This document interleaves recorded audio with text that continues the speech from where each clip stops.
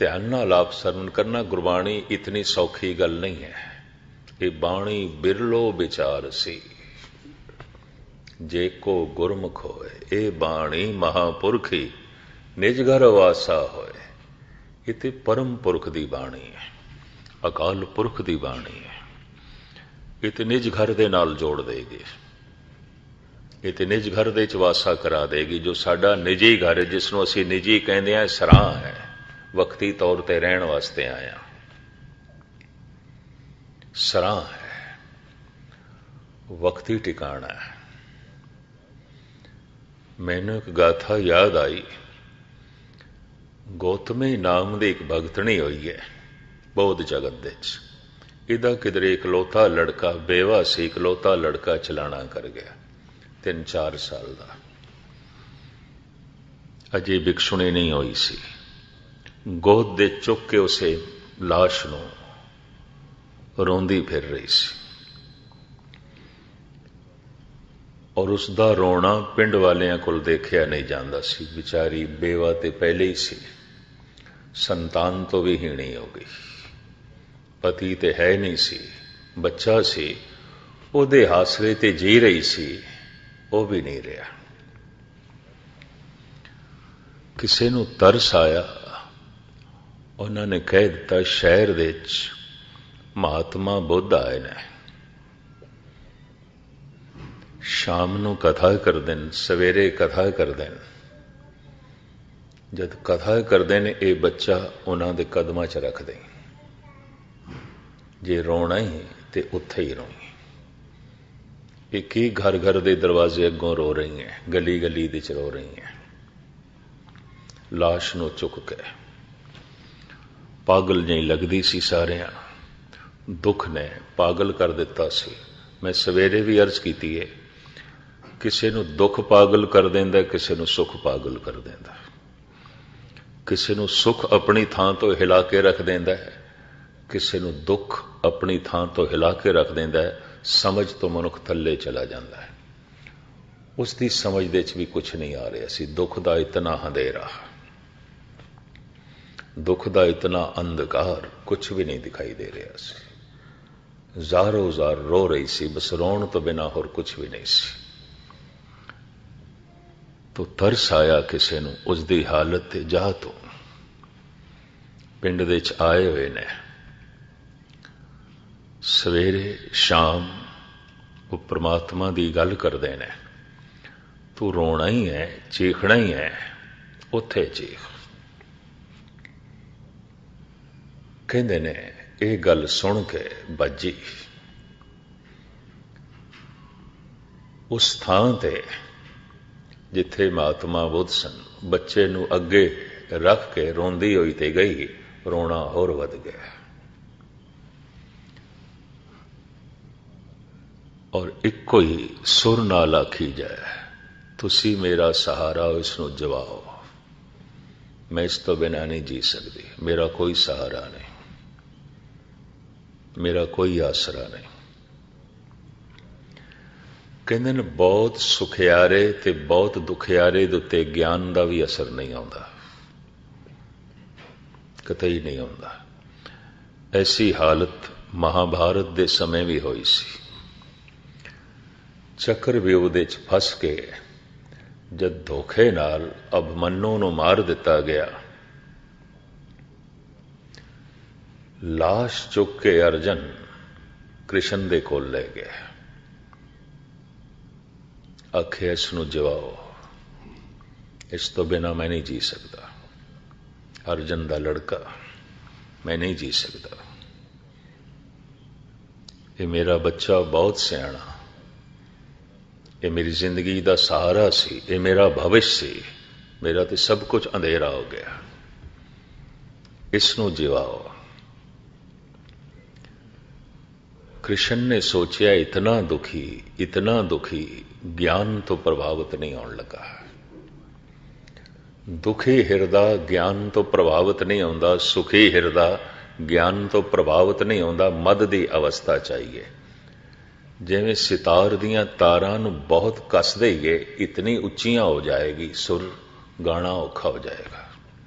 बिल्कुल ढिलियां कर दईए नगमा निकलेगा नहीं, संगीत निकलेगा नहीं। तारां बहुत कसियां हुई ना होन, बहुत ढिलियां भी ना होन। जीवन दियां तारां किसे दियां ते बहुत कसियां हुई ने, बहुत कसियां हुई। इतने सुख यारे ते सुख ने इतना बेहोश किया है। हुण प्रभु दा संगीत निकल सके औखी खेड हो गई। ते किसे दियां तारां बिल्कुल ढिलियां ने, बिल्कुल ढिलियां। जीवन का कोई साजो समान नहीं। दुख नगमा हीण कर दिता है किसे नू दुख ने, संगीत हीण कर दिता है किसे नू सुख ने। जीवन दी रवाब नहीं वजदी किसे दी सुख करके, किसे दी दुख करके। किसे दियां तारां बहुत कसियां, किसे दियां बहुत ढिलियां। कृष्ण ने देखा एक ज्ञान की गल ते समझण वाला नहीं, भाव सुनेगा नहीं। जो मैं कहांगा ये सुनन लई राजी नहीं होगा, नहीं होगा। और ये भी मैं अर्ज करा, जो दुख लैके इत्थे आ गया अपना, कम से कम होर ते सारियां नूं सुन लेगा, गुरु नूं नहीं सुन सकता।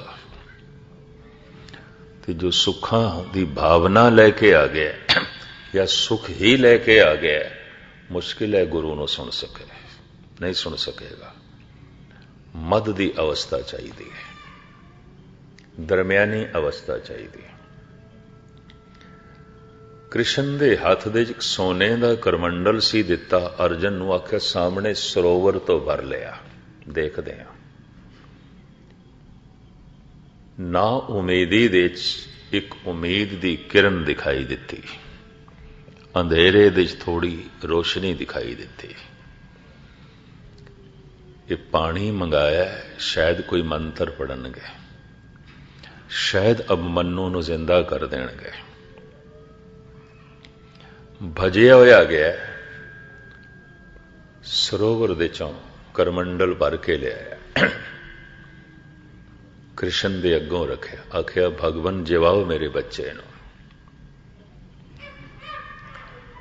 कृष्ण कहते ने इंज कर, इस पानी नूं उत्थे ही डोल के आ जिथों लैके आया। हैरान होया, हुणे आखिया ने भर के लियाओ, हुण कहंदे ने उत्थे ही डोल के आओ जिथों भर के लियांदा है। पर इतना दुखियारा बंदा, और उस दुख दे जो माड़ी जिहां उसनूं किरण दिखाई दिती है, उस करके उस दे अंदर फुरती सी, एकदम करमंडल चुकिया, भज पिया, डोल आया, पानी डोल आया। अगों रखिया करमंडल, आखिया भगवान हुण अभिमन्यु नूं जिंदा करो। करदे आ, पर इंज कर, जेड़ा पानी तू डोल के आया ना, ओही कढ लिया, ओही कढ लिया।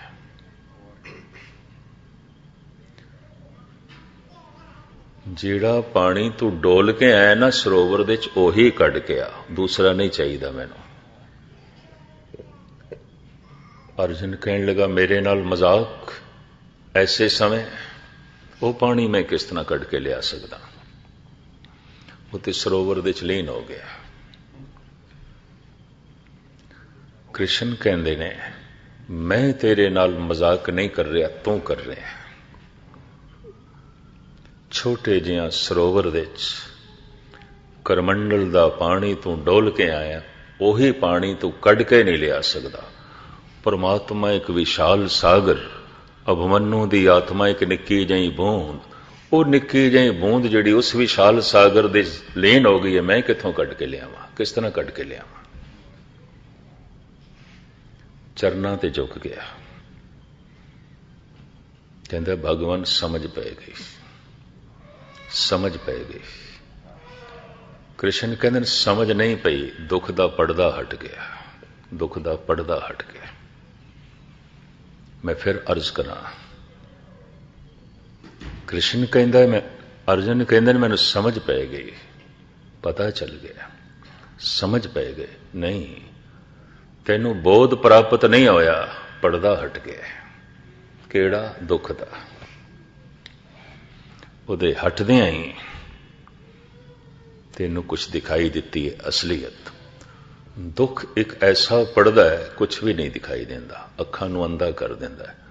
ਔਰ ਸੁੱਖ ਵੀ ਇੱਕ ਐਸਾ ਪੜਦਾ ਹੈ, ਅੰਧਾ ਕਰ ਦਿੰਦਾ ਹੈ, ਕੁਛ ਵੀ ਨਹੀਂ ਦਿਖਾਈ ਦਿੰਦਾ। ਇਹ ਵੀ ਮੈਂ ਅਰਜ਼ ਕਰਦੇ ਹਾਂ, ਦੁੱਖ ਕਰਕੇ ਕੋਈ ਅੰਧਾ ਹੋਵੇ ਜਗਤ ਵਿੱਚ ਬਹੁਤ ਥੋੜੇ ਨੇ, ਸੁੱਖ ਕਰਕੇ ਅੰਧਿਆਂ ਨਾਲ ਤੇ ਸਾਰਾ ਸੰਸਾਰ ਭਰਿਆ ਪਿਆ। ਮੰਦਰ, ਮਸਜਿਦ, ਗੁਰਦੁਆਰੇ, ਚਰਚ ਅਗਰ ਉਜੜੇ ਨੇ ਬਹੁਤੇ, ਤਾਂ ਦੁਨੀਆ ਵਿੱਚ ਪਹਿਲੇ ਨਾਲੋਂ ਬੈਰੂਨੀ ਸੁੱਖ ਵਧਿਆ, ਇਸ ਕਰਕੇ ਉਜੜੇ ਨੇ। ਇਹ ਵੀ ਮੈਂ ਅਰਜ਼ ਕਰਾਂ, ਜੇ ਸਰੋਤ ਘਟ ਗਈ ਹੈ ਪ੍ਰਮਾਤਮਾ ਦੀ, ਤਾਂ ਸੁੱਖ ਕਰਕੇ ਘਟੀ ਹੈ। ਮੁਖਤਸਰ ਮੈਂ ਅਰਜ਼ ਕਰਾਂ, ਉਹ ਗੌਤਮੀ, ਉਹ ਇਹੀ ਰੋਣਾ ਜੋ ਅਰਜਨ ਨੇ ਕ੍ਰਿਸ਼ਨ ਦੇ ਅੱਗੋਂ ਰੱਖਿਆ ਸੀ, ਗੌਤਮੀ ਨੇ ਬੁੱਧ ਦੇ ਅੱਗੋਂ ਰੱਖਿਆ। ਇਹੀ ਮੇਰਾ ਬੱਚਾ ਜ਼ਿੰਦਗੀ ਦਾ ਸਹਾਰਾ ਹੈ, ਮੇਰੇ ਜੀਵਨ ਦਾ ਸਹਾਰਾ ਹੈ। ਮੈਂ ਇਸ ਤੋਂ ਬਿਨਾਂ ਨਹੀਂ ਜੀ ਸਕਦੀ। ਰੋਈ ਜਾਏ, ਰੋਈ ਜਾਏ, ਰੋਈ ਜਾਏ। ਮਹਾਤਮਾ ਬੁੱਧ ਕਹਿੰਦੇ ਨੇ, ਗੌਤਮੀ ਇੱਕ ਕੰਮ ਜੇ ਤੂੰ ਕਰ ਸਕੇ, ਤੇਰੇ ਬੱਚੇ ਨੂੰ ਜਿਵਾ ਦਿੰਦੇ ਆ, ਜਿਵਾ ਦਿੰਦੇ ਆ। ਇੱਕ ਕੰਮ ਕਰ, ਇੱਕ ਮੁੱਠ ਚਾਵਲਾਂ ਦੀ ਉਸ ਘਰੋਂ ਮੰਗ ਕੇ ਲਿਆ ਜਿਸ ਘਰ ਵਿੱਚ ਕਦੀ ਕੋਈ ਅਰਥੀ ਨਾ ਉੱਠੀ ਹੋਵੇ। ਮੰਗ ਕੇ ਲਿਆ, ਮੈਂ ਤੇਰੇ ਬੱਚੇ ਨੂੰ ਜਿਵਾ ਦਿਆਂਗਾ। ਦੁੱਖਾਂ ਦੀ ਮਾਰੀ ਉਹਨੂੰ ਸਮਝ ਤੇ ਆਈ ਨਾ, ਭੱਜ ਪਈ, ਕਹਿੰਦੀ ਹੁਣੇ ਲਿਆਈ, ਹੁਣੇ ਲਿਆਈ। ਪਹਿਲੇ ਬੂਏ ਤੇ ਦਸਤਕ ਦਿੱਤੀ, ਰੋਂਦੀ ਹੋਈ ਨੂੰ ਦੇਖ ਕੇ ਘਰ ਵਾਲਿਆਂ ਨੂੰ ਪਹਿਲੇ ਹੀ ਤਰਸ ਸੀ।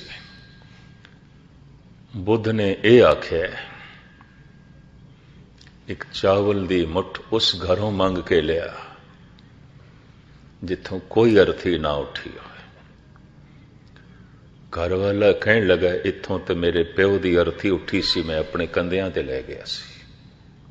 ਮੇਰੀ ਮਾਂ ਦੀ ਅਰਥੀ ਉੱਠੀ ਸੀ, ਔਰ ਮੈਨੂੰ ਹੋਸ਼ ਹੈ ਮੇਰੀ ਦਾਦੀ ਦੀ ਅਰਥੀ ਉੱਠੀ ਸੀ। ਇਸ ਤਰ੍ਹਾਂ ਪਤਾ ਨਹੀਂ ਕਿਤਨਿਆਂ ਦੀ ਅਰਥੀ ਉੱਠੀ ਹੋਵੇਗੀ। ਚਾਵਲ ਲੈ ਜਾਣੇ ਨੇ ਤੇ ਭਾਵੇਂ ਮਣਾਂ ਦੇ ਹਿਸਾਬ ਨਾਲ ਲੈ ਜਾ, ਸਾਡੇ ਕੋਲ ਬਹੁਤ ਨੇ। ਪਰ ਇਹ ਜਿਹੜੀ ਸ਼ਰਤ ਹੈ, ਅਰਥੀ ਨਾ ਉੱਠੀ ਹੋਵੇ। ਅਰਥੀ ਤੇ ਉੱਠੀਆਂ ਨੇ। ਦੂਜੇ ਘਰ 'ਚ ਗਈ, ਤੁਹਾਡੇ ਘਰ ਤੋਂ ਕੋਈ ਅਰਥੀ ਨਾ ਉੱਠੀ ਹੋਵੇ, ਮੈਨੂੰ ਇੱਕ ਮੁੱਠ ਚਾਵਲਾਂ ਦੀ ਦਿਓ। ਦੂਜੇ ਘਰ ਵਾਲੇ ਵੀ ਕਹਿੰਦੇ ਨੇ, ਜਿਤਨੇ ਲੈ ਜਾਣੇ ਲੈ ਜਾ, ਕੋਈ ਚਾਵਲਾਂ ਦੀ ਕਮੀ ਨਹੀਂ, ਅਰਥੀਆਂ ਤੇ ਉੱਠੀਆਂ ਨੇ। ਤੀਸਰੇ 'ਚ ਗਈ, ਚੌਥੇ 'ਚ ਗਈ, ਇਤਿਹਾਸ ਕਹਿੰਦਾ ਪੰਜਵੇਂ 'ਚ ਗਈ ਤੇ ਦੁੱਖ ਦਾ ਪਰਦਾ ਹਟ ਗਿਆ। ਕਹਿੰਦਾ ਹੈ ਹਰ ਘਰ 'ਚੋਂ ਅਰਥੀ ਉੱਠੀ ਹੈ। ਇਹ ਹਰ ਘਰ ਘਰ ਨਹੀਂ ਹੈ, ਇਹ ਸਭ ਮੁਸਾਫਰ ਖਾਨੇ ਨੇ, 4 ਦਿਨ ਲਈ ਲੋਕੀ ਬੈਠੇ ਨੇ। ਇਹ ਕੋਈ ਘਰ ਥੋੜੀ ਹੈ। ਜਿਸ ਨੂੰ ਅਸੀਂ ਘਰ ਕਹਿੰਦੇ ਆ, ਘਰ ਨਹੀਂ ਹੈ, ਮੁਸਾਫਰ ਖਾਨਾ ਹੈ। ਗੌਤਮੀ ਆਈ ਬਦਲ ਕੇ ਮਹਾਤਮਾ ਬੁੱਧ ਦੇ ਕੋਲ। ਮਹਾਤਮਾ ਬੁੱਧ ਕਹਿੰਦੇ ਨੇ, ਲਿਆਈ ਚਾਵਲ? ਹਾਂ ਲੈ ਆਈ ਆ। ਕਿੱਥੇ? ਇਸ ਬੱਚੇ ਦੀ ਜ਼ਿੰਦਗੀ ਨਹੀਂ ਚਾਹੀਦੀ, ਮੈਂ ਭਿਕਸ਼ੂ ਹੋ ਗਈ। ਅੱਜ ਤੋਂ ਮੈਂ ਭਿਕਸ਼ੂ ਹੋ ਗਈ, ਮੈਨੂੰ ਸਮਝ ਆ ਗਈ, ਮੈਨੂੰ ਪਤਾ ਚੱਲ ਗਿਆ।